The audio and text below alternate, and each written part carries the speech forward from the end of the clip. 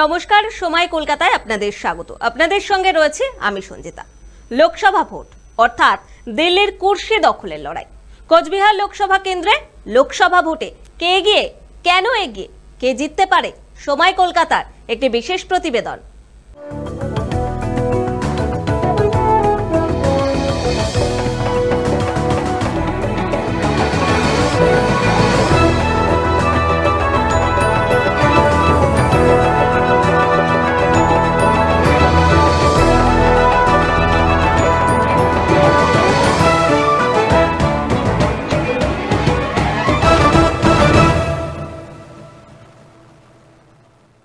দুয়ারে কড়া নাড়ছে লোকসভা ভোট অর্থাৎ কুর্সি দখলের লক্ষ্যে অষ্টাদশ লোকসভা নির্বাচন অনুষ্ঠিত হবে সারা ভারত জুড়ে। 543 জন সাংসদ নির্বাচিত হবেন 7 দফার ভোটে।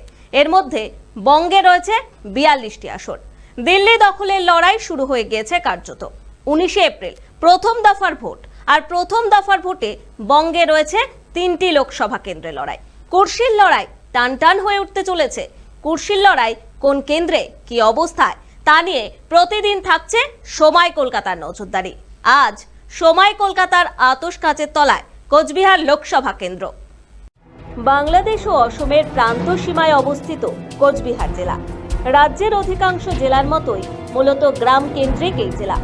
বঙ্গে তথা দেশে প্রথম দফার ভোট 19 এপ্রিল, আর সেই দিনে কোচবিহার লোকসভা কেন্দ্রের ভোট পর্ব।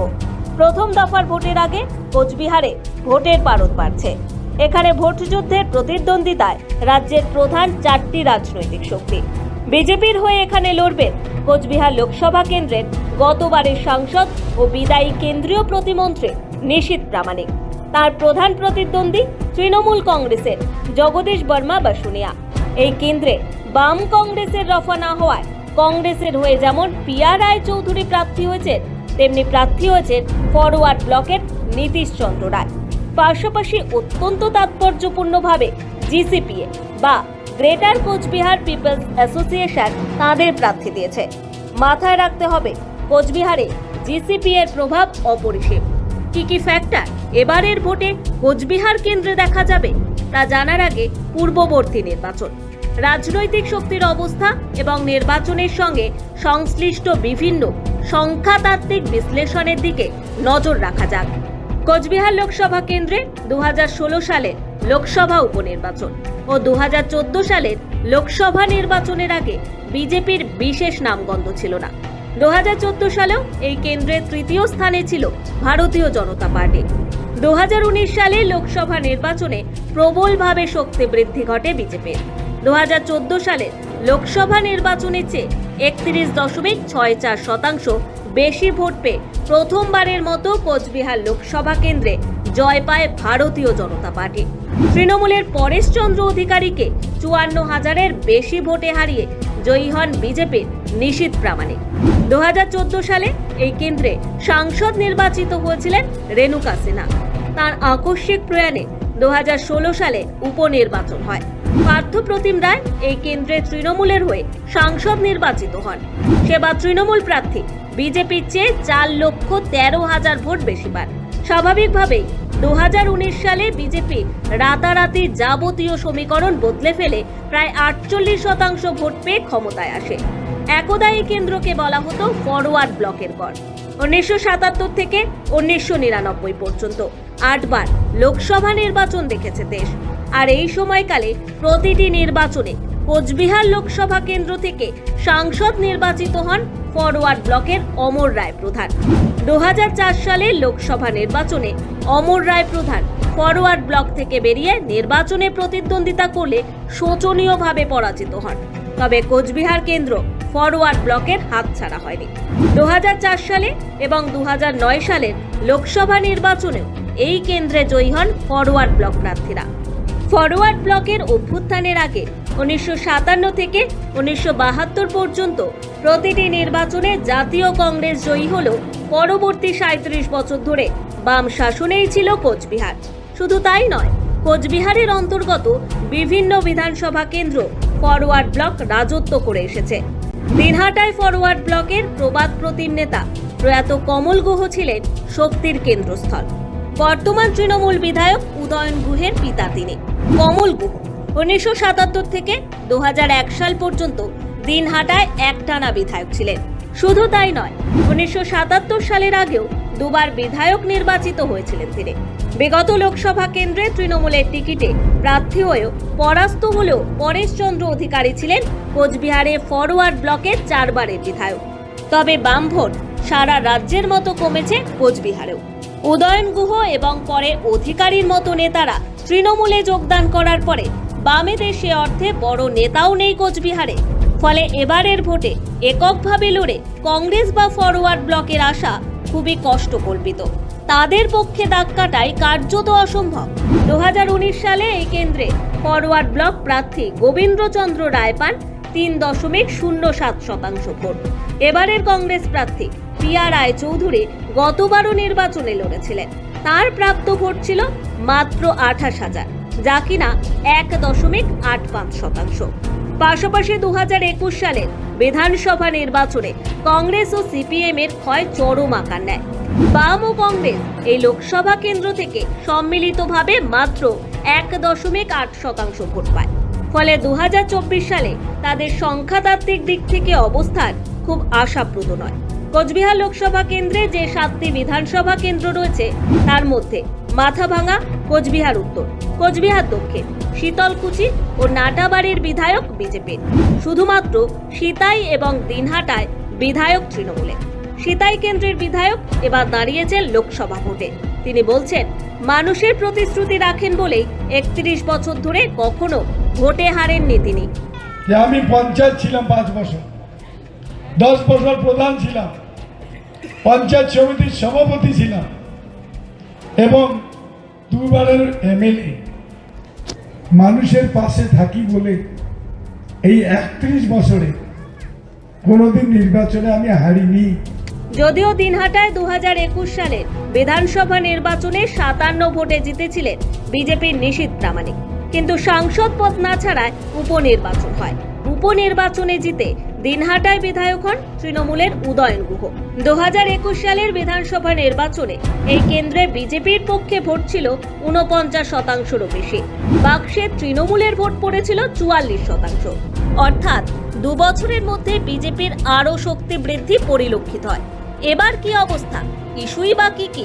কোন বিষয়গুলি ভোটে প্রভাব ফেলতে চলেছে? প্রথমে জেনে নেওয়া যাক ভোট ময়দানে নেমে প্রার্থীরা কে কি বলছেন। নিশীথ প্রামাণিক আত্মবিশ্বাসী। দেশ জুড়ে প্রধানমন্ত্রী ও বিজেপির উন্নয়নমুখী কর্মকাণ্ডে শরিক সাধারণ মানুষ। মহিলারাও রয়েছেন তাদের পাশে। মহিলারা পশ্চিমবঙ্গে সবচাইতে বেশি নির্যাতন, সবচাইতে বেশি যদি কাউকে অপমানিত করা হয়ে থাকে মহিলাদের।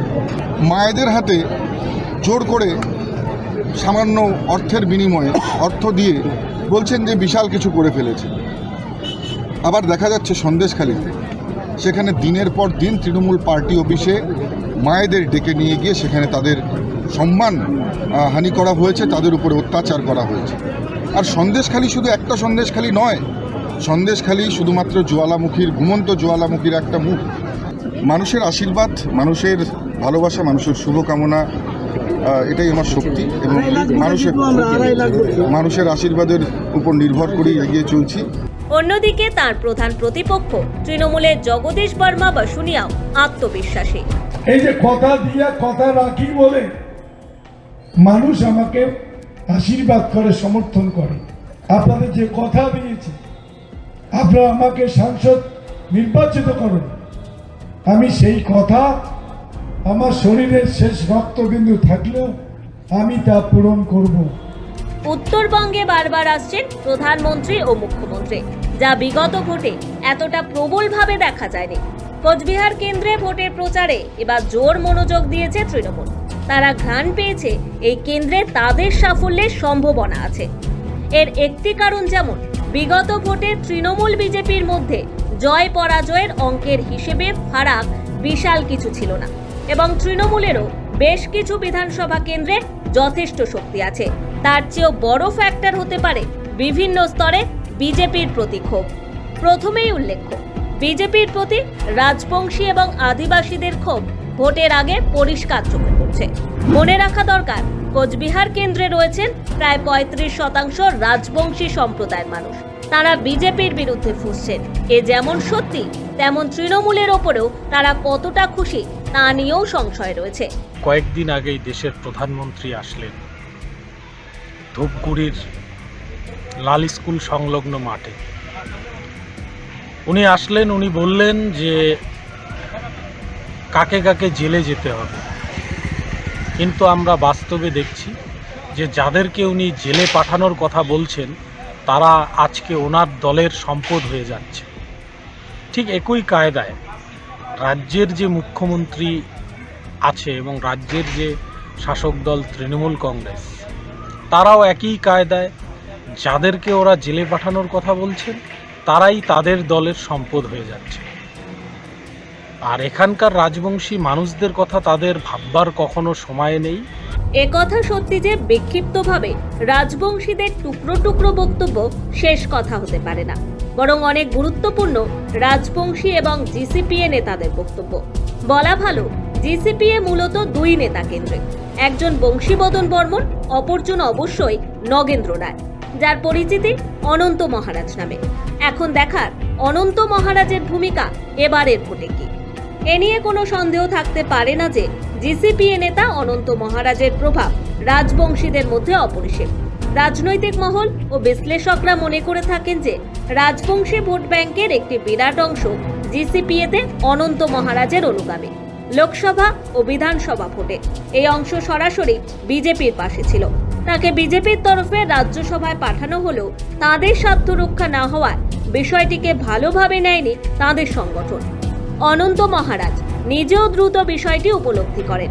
প্রধানমন্ত্রীর মঞ্চে তাকে দেখা গেলেও তিনি বিজেপির প্রার্থীপদ ঘোষণার পর থেকেই ক্ষুব্ধ। তিনি এও বলেছেন, রাজ্য বিজেপি তাকে অবজ্ঞা করেছে। তিনি প্রায়শই বিজেপির প্রতি নিজের ক্ষোভ প্রকাশ করে ফেলেছেন। তার বেসুরো হওয়ার কারণ কি? বিজেপি তাকে রাজ্যসভায় পাঠালেও রাজবংশীদের স্বার্থে তিনি যে যে দাবি তুলেছিলেন তার দাবি পূরণ হয়নি। না হয়েছে গ্রেটার কোচবিহারের দাবি পূরণ, না হয়েছে চিলা রায়ের মূর্তি স্থাপন, না হয়েছে নারায়ণী ব্যাটালিয়ন ঘিরে তাঁদের স্বপ্ন পূরণ। অভিযোগ, বিজেপির রাজবংশীদের কোনো দাবি দাওয়া পূর্ণ করেনি, কোনো রকম উন্নয়ন হয়নি বিজেপির পক্ষ থেকে। ফলশ্রুতি বিজেপি প্রার্থী নিয়েও তিনি সরব। আগে বিজেপির প্রচার এবং বিজেপির শীর্ষে থাকা নেতৃত্বের মঞ্চে তাকে যেমন দেখা যেত, তেমন তার সমর্থক ও তার সংগঠনের কর্মীদের উপস্থিতি দেখা যেত, তাদের পতাকাও উঠত। এখন তিনি মঞ্চে থাকলেও তার সমর্থকদের আর দেখা যায় না। বিজেপির প্রচারে তারা অদৃশ্য, তবে তার সমর্থকরাও অনন্ত রায়ের ওপরে কিঞ্চিত রুষ্ট। এই বিষয়টিকে কেন্দ্র করে রণকৌশল সাজায় তৃণমূল। একদিকে একদা অনন্ত মহারাজের অনুগামীদের মধ্যে বর্তমানে বিক্ষুব্ধ গোষ্ঠীর সঙ্গে গোপন বৈঠক সারেন তৃণমূলের জেলা সভাপতি অভিজিৎ দেব ভৌমিক। অন্যদিকে অনন্ত মহারাজকে কাছে পাওয়ার জন্য তৃণমূল অগ্রসর হয়। অনন্ত মহারাজ নিজেও জানেন গ্রেটার কোচবিহারের ইস্যুগুলি পূর্ণ না হওয়ায় তার অনুগামীরা তার থেকে দূরে সরছেন। ফলে তৃণমূলকে সমর্থনের প্রশ্নে মৌনতা সম্মতির লক্ষণ নিয়ে ভোটের 7 দিন আগে তাঁর স্ট্যান্ড পয়েন্ট তৈরি করেছেন। রাজ্যসভার সাংসদ হওয়ার কারণে বিজেপির সরাসরি বিরোধিতা না করলেও ভোটের ময়দানে কতটা তৎপর হবেন তা নিয়ে সন্দেহ কিন্তু থেকেই যাচ্ছে। অনন্ত মহারাজ বিজেপিকে খোলাখুলি সমর্থন জানাচ্ছেন না, তৃণমূল বিরোধের কথাও তার মুখে শোনা যাচ্ছে না। ফলে অনন্ত মহারাজ ইস্যুতে এবং তার অনুগামীদের ভোট পাওয়ার ক্ষেত্রে কিছুটা এগিয়ে রয়েছে তৃণমূল। তার অনুগামীদের একাংশ মুখে বলছেন কর্মসংস্থানের প্রশ্নেই তারা মুখ্যমন্ত্রীর প্রতিশ্রুতিতে ভরসা রাখছেন। মুখ্যমন্ত্রী শুধুমাত্র এই তাসি খেলেননি, তিনি যা যা করেছেন এবং যা যা প্রতিশ্রুতি দিয়েছেন তা নির্বাচনী প্রচারে তার মূল অস্ত্র। মুখ্যমন্ত্রী বা তৃণমূল কি করেছে বা কি কি প্রতিশ্রুতি দেওয়া হচ্ছে সে প্রসঙ্গে ঢোকার আগে যা অত্যন্ত উল্লেখযোগ্য হয়ে উঠেছে তা হলো জিসিপিএ বা গ্রেটার কোচবিহার পিপলস অ্যাসোসিয়েশনের অনন্ত মহারাজ ছাড়া বাকিদের ভূমিকা। ভোটের ময়দানে জিসিপিএ অবতীর্ণ। ভোটের 7 দিন আগেও জিসিপিএ ভোটে নিজস্ব শক্তিতে লড়তে চাইলেও দেখা গিয়েছে দুটি প্রধান রাজনৈতিক শক্তির মধ্যে তাদের তুলনামূলক অনুরাগ তৃণমূলের প্রতি কিঞ্চিত বেশি শুধু নয়, তারা প্রার্থী দিলেও তৃণমূলকে খোলামেলা সমর্থন জানিয়েছেন। তারা চান তাদের দাবি দাওয়া পূর্ণ হোক। এবং বিজেপির ওপরে বিশ্বাস করে তারা ঠকেছেন, এমনটাও জানিয়েছেন জিসিপিএ প্রার্থী অমল দাস। উমরা নানান কথা কবা ধরছে, উমরা কাক দিবে, ওটাও মোর আশা। উমরা নাকি শব্দবেদী বান ছুটছে, সেই বানটা কোন দিয়ে ছুটছে ওটা আমরা জানি ভালো করিয়া। উমরা আশীর্বাদ রাখবে, ওই মহারাজও আমাকে আশীর্বাদ রাখবে, যেহেতু উমরা জিসিপি এর একজন নেতৃত্ব, ঊর্ধ্বতন নেতৃত্ব। উমরা মুখ সাপোর্ট করবে, উমরা মুখ আশীর্বাদ করবে। অনন্ত মহারাজকে বাদ দিলে রাজবংশী নেতৃত্বের প্রধান মুখ বংশীবদন বর্মন। ভোটে নিজেদের দলীয় প্রার্থী লড়লেও রাজবংশী নেতা বংশীবদন বর্মন তৃণমূলের প্রচারে নেমে পড়েছেন। তৃণমূল তাদের স্বার্থ রক্ষা করবে বললেও পৃথক রাজ্যের দাবি তৃণমূল কতটা মেনে নেবে তা নিয়েও থেকে যাচ্ছে প্রশ্ন। তবে বীর যোদ্ধা চিলা রায়ের প্রতি শ্রদ্ধা প্রদর্শন এবং নারায়ণী সেনায় কর্মসংস্থানের প্রশ্ন ও সার্বিক উন্নয়নের দিকে চোখ রেখে জিসিপিএকে তৃণমূল কাছে টানতে চাইছে। জিসিপিএ তৃণমূলকে সমর্থন কোচবিহারের মতো টানটান প্রতিদ্বন্দ্বিতার আসরে বড় প্রভাব ফেলতে চলেছে। জিসিপিএ নাকি তৃণমূল, রাজবংশী সম্প্রদায়ের মানুষ কোথায় ভোট দেবেন? বংশীবদন বর্মনের বক্তব্যে পরিষ্কার, রাজবংশী মানুষের ভোট যেন বিজেপিতে না যায়। রাজবংশীদের ভোট পাওয়া ও বিজেপির রাজবংশী ভোট ধ্বংস করা, এদিকে তৃণমূলের পাখির চোখ। আমরা জিসিপির তরফ থেকে, আমরা যেহেতু একটা রাজবংশী সংগঠন, স্বতন্ত্র সংগঠন, এবং আমরা এই রাজবংশী সংগঠন গ্রেটার কুচবিহার পিপল অ্যাসোসিয়েশন আমরা সম্পূর্ণরূপে সমর্থন করছি তৃণমূলের প্রতি নির্মল কুমার রায়। আর এখানে তাৎপর্যপূর্ণ এবং কোচবিহার কেন্দ্রের সমীকরণ আরও জটিল হয়ে উঠেছে কামতাপুরী নেতা জীবন সিংহের নিজের ডেরা থেকে পাঠানো বক্তব্যে। তিনি আবার বলছেন তৃণমূলের প্রতি জিসিপিএ সমর্থন দুর্ভাগ্যজনক। আমার প্রধান লক্ষ্য হইল গ্রেটার কোচবিহার বা কামতাপুরকে বেকল রাজ্য, কিন্তু আজি আমরা দুঃখ পাই আস জিসিপিএ নেতা বংশীবদন বর্মন, কেপিপি নেতা অমিত অধীরপন্থী গেলা আমার জাতি মাটির শত্রু বেকল রাজ্য বিরোধী মমতা দিদি সমর্থন জানাইছে। কামতাপুরী ভোট কোচ রাজবংশী ভোটক ভাগ ভাগ করা, আমার জাতীয় ঐক্য ধ্বংস করা। তবে জীবন সিংহ কেন্দ্রের পাশে থাকলেও এবারের ভোটে কতটা তিনি প্রভাব ফেলবেন তা নিয়েও সংশয় থেকেই যাচ্ছে। বরং অত্যন্ত গুরুত্বপূর্ণ হয়ে উঠতে চলেছে উন্নয়নের প্রশ্ন। দেখুন, উত্তরের রাজবংশী মানুষদের প্রতিনিয়ত কেন্দ্র রাজ্য উভয় দলই বরাবর বঞ্চনা আর লাঞ্ছনা ছাড়া আর কিছুই দেয়। নদী বাঁধের চাহিদা বা আবাস যোজনা এখানে কম গুরুত্বপূর্ণ ফ্যাক্টর। মূল প্রশ্ন উন্নয়ন, যা ঘিরে রাজনৈতিক চাপানুতর রয়েছে প্রার্থীদের মধ্যে। বাম ও কংগ্রেস প্রার্থীরা ভোট যাই পান না কেন তারা উন্নয়ন ও কর্মসংস্থানের ইস্যুতে বিঁধছেন মূলত বিজেপিকেই। হসপিটালিটি, সেটা কিন্তু সেই হসপিটালিটি আমরা কিন্তু পাই না। কংগ্রেসের প্রধান উদ্দেশ্য থাকবে এই এইমস একটা কোচবিহারে গড়ে তোলা। আর তাছাড়া আমি বলবো যে এখানে কেন্দ্রীয় বিদ্যালয়ের ক্ষেত্রে কিন্তু সেভাবে কোনো রকম উন্নয়ন হয়নি।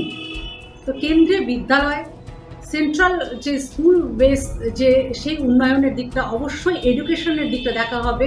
আমাদের এখানে শ্রমিক ভাইরা বাইরে কাজ করতে যাচ্ছেন, কেন যাচ্ছেন? এটা অতি দুঃখজনক। এই যে ধর্মীয় মেরুকরণ আমাদের ভারতবর্ষ ধর্মনিরপেক্ষ জায়গা থেকে, এই ধর্মীয় মেরুকরণের যে ভীতি মানুষের মধ্যে তৈরি হয়েছে, এই ভীতি অবশ্যই দূর করা এই মুখ্য উদ্দেশ্য হচ্ছে এগুলো। এবার আসা যাক স্বয়ং মুখ্যমন্ত্রীর অবস্থান ও স্ট্র্যাটেজি নিয়ে। কোচবিহার লোকসভা কেন্দ্র ঘিরে পাক খেতে থাকা বিভিন্ন ইস্যুতে বিজেপি কিছুটা হলেও মাটি হারাচ্ছে বলে রাজনৈতিক বিশ্লেষকদের ধারণা। আগেও দেখা গিয়েছে রাজবংশী ভাষাকে বঞ্চনার জন্য বিজেপি বিধায়কদের যেমন মিহির গোস্বামীদের দায়ী করে সরাসরি রাস্তায় নেমেছেন রাজবংশীরা। ভাষাগত দিক থেকে রাজবংশী ভাষাকে বঞ্চনার অভিযোগ বা সামান্যতম কমন ডিমান্ডগুলি না মানার অভিযোগ ওঠায় বিজেপির অস্বস্তি বেড়েছে। এর মধ্যে যা যা দাবি রয়েছে তাকে চিহ্নিত করে ফেলেছেন মুখ্যমন্ত্রী। তিনি রাজবংশীদের সেন্টিমেন্টকে হাতিয়ার করেছেন। তৃণমূলের সুপ্রিমো দাবি করেছেন রাজবংশী ভাষায় প্রচুর স্কুল করা হয়েছে, আরও করা হবে। রাজবংশীদের স্বার্থে প্রকৃত উন্নয়ন তৃণমূল করেছে, করে চলেছে এবং করবে। তিনি বলেছেন, চিলা রায়ের কথা দেশ জানুক তিনি চান। রাস্তা ও বিমানবন্দরের ক্ষেত্রেও তৃণমূল পদক্ষেপ নিয়েছে। নারায়ণী সেনায় আরও কর্মসংস্থান বাড়বে দাবি মুখ্যমন্ত্রীর। আমি এটা কখনো বলি না বলে মনে রাখবেন যে আমি ভুলে যাইনি। কুচবিহারকে হেরিটেজ টাউন আমরা করেছি। 1 লাখি গাজল বালুরঘাট রেল লাইন কে করেছে? আমি করেছি। বালুরঘাট হিলি রেল লাইন কে করেছে? আমি করে দিয়েছি। New Coochbehar Golakganj rail line কে করে দিয়েছে? আমি রেল মিনিস্টার থাকাকালীন করে দিয়েছি। কুচবিহার স্টেশন কে করেছে? প্রত্যেকটা আমার করা। জয়ী সেতু কে করেছে? পঞ্চানন বর্মা ইউনিভার্সিটি কে করেছে? রাজবংশী ভাষা একাডেমি কে করেছে? কামতাপুরী ভাষা একাডেমি কে করেছে? নৌশাদ শেখ বোর্ড কে করেছে? আমাদের চিলা রায়ের মূর্তি কে করেছে? 200 রাজবংশী স্কুল কুচবিহারে কে করে দিয়েছে? আমরা করব সব, আর ভোট পাবে বিজেপি, ভোট পাকি, তা কখনো হয়? যতই ঝড় ঝঞ্ঝা তুফান বয়ে আসুক, বিজেপিকে হাঁটাবই, এটা আমাদের সিদ্ধান্ত। এখন প্রশ্ন হচ্ছে, তৃণমূলের রাজবংশীদের পাশে পাওয়ার জন্য আগ্রাসী ভূমিকা ও রাজবংশীদের একটা বিরাট ক্ষোভের প্রেক্ষাপটে দাঁড়িয়ে বিজেপি আদৌ এই ক্ষোভ বিক্ষোভের অবসান ঘটিয়ে নিজেদের আসন ধরে রাখতে পারবে কি? তবে কোচবিহার লোকসভা কেন্দ্রে সাফল্য ও ব্যর্থতার বীজ লুকিয়ে রয়েছে বিভিন্ন জনজাতি, গোষ্ঠী, সম্প্রদায় এবং উত্তরবঙ্গ তথা ডুয়ার্সের উন্নয়নের প্রশ্নে চাহিদা পূরণের মধ্যে। উত্তরবঙ্গে কিন্তু স্বাস্থ্য ক্ষেত্রে অনেক মানে পাশে আছে, যেটা দিয়ে মানে দিছে সেটাও মানে রাজ্য সরকার কৌশলে নিয়ে গেছে দক্ষিণবঙ্গে। উত্তরবঙ্গের স্বাস্থ্যক্ষেত্রে, চিকিৎসা ক্ষেত্রে আমরা পাশে আছি। উত্তরবঙ্গের কাজ নাই। আমার উত্তরবঙ্গের সবথেকে মূল সমস্যা যেটা হচ্ছে আমার এদিকার যুব সমাজ। ভোট আসলে দেখা যায় যে এবার লাখে লাখে যুব সমাজ কিন্তু কেরালা, তারপর দিল্লি, বোম্বে এগুলো কাজ করে। এই ট্রেন্ডগুলো আমরা আইছি। অত্যন্ত পরিষ্কার যে বিজেপি তৃণমূল বাদে বিকল্প রাজনৈতিক শক্তিশালী প্রতিপক্ষ যদি থাকতো, তবে তাকে হয়তো সমর্থন করতে পারত ভোটের নির্ণায়ক বিভিন্ন শক্তি ও কোচবিহারের সাধারণ আমজনতা। ভোটে স্রেফ সম্ভাবনার কথা বলে কোনো শর্ত রেখে এগোনোর প্রশ্ন ও সুযোগ নেই। কোচবিহারের মানুষ ভোটকে গণতান্ত্রিক পদ্ধতিতে নিজেদের দাবি আদায়ের প্রধান প্ল্যাটফর্ম ভাবছে। কিন্তু আপাত দৃষ্টিতে লড়াই বিজেপি ও তৃণমূলের মধ্যে। সেখানে বিজেপির বিরুদ্ধে ক্ষোভ বেড়ে চলার ইঙ্গিত মিলছে। বিজেপির কতটা ভোট ক্ষয় হয় এবং তা তৃণমূলের কতটা সুবিধা করে দেয়, এখন সেটাই দেখার। উত্তরবঙ্গের প্রান্তিক সাধারণ মানুষ যে তৃণমূলের প্রতি খুব খুশি তাও নয়। তো কি মনে করছেন এবার তাহলে কোন সরকারকে চাইছেন আপনারা? দেখো, উত্তরবঙ্গের মোর মনে যে উত্তরবঙ্গের একমাত্র সম্ভব যে উত্তরবঙ্গের এটাকারে লোকের দ্বারা যদি সম্ভব হয় শাসন, সেটাই। আর মোর মনে হয় না যে বিজেপি বা টিএমসি বা বাম এরা কিন্তু উত্তরবঙ্গের উন্নয়ন করবে। এটা মানে এই মনে হওয়ার কারণটা কি? কারণ এই পার্টিগুলা যদি মানে শাসন করেছে কিন্তু ধর দিল্লি বা কলকাতার লোক। দেখুন, রাজবংশীরা কোনো দলের সম্পদ নয়। এটা যদি কেউ ভেবে থাকে যে বিজেপি অথবা তৃণমূল যে তাদের ব্যক্তিগত সম্পদ, এটা কারো ব্যক্তিগত সম্পদ নয়। রাজবংশী মানুষরা এখন শিক্ষিত, সচেতন, তারা আইন জানে, যে অধিকার সেই অধিকার যথাযোগ্য স্থানে যারা তাদের পাশে থাকবেন তাদেরকেই তারা সমর্থন করবেন। রাজবংশী বা রাজবংশী ব্যতি রেখে সাধারণ মানুষ সকলকেই মনে করেন কোচবিহার তুলনামূলকভাবে অবহেলিত। তারা উত্তরবঙ্গের প্রকৃত উন্নয়ন চান, আর তাই ভোটে সাফল্য লাভের অন্যতম সমীকরণ উত্তরবঙ্গের উন্নয়ন। কলকাতা থেকে উত্তরবঙ্গের মানুষের কথা ভাবা যতটা কঠিন, তাদের উন্নয়ন ঘটানো আরও কঠিন মনে করছেন কোচবিহারের এক বিশাল সংখ্যক মানুষ। তৃণমূল বা বিজেপির অবশ্যই বেশ কিছু নিশ্চিত ভোট রয়েছে। ভোটের আগে দল বদলের পালা অব্যাহত।